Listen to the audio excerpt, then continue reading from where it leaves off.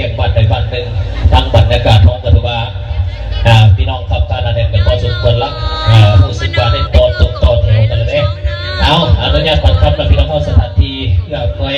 บางเทือมันขาดมันเกิดเท่ากับเจ้าภาพเจ้าสถาเป็นการจัดสรรหาซ่อ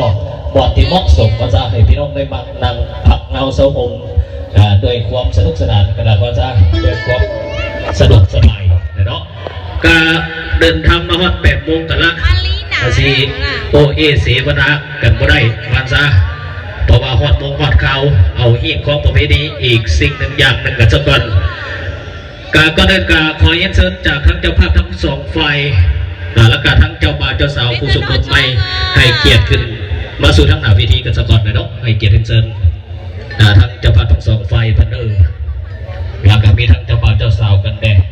เอาเสิร์ฟกันสักก่อนเนาะหลังกระพร้อมนั้นก็สิมีจากทั้งต่างหน้าให้แก่เจ้าภาพทั้ง2 ฝ่ายเพื่อจะเกียรติขึ้นมาบอกว่าภาษาเก่า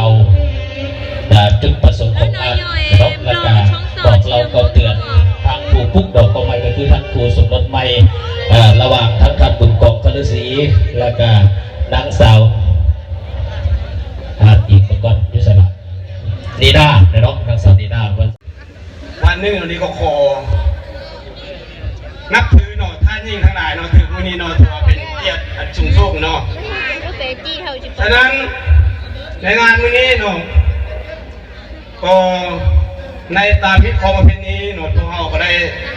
บาสีสุขวัญให้ลูกให้หลานเนาะตามพิธีของประเพณีเนาะคือว่าตอนเวลา16 โมงตะกี้นี้เนาะถือว่า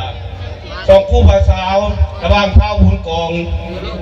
4 หุ่งเหืองเนาะกับนาง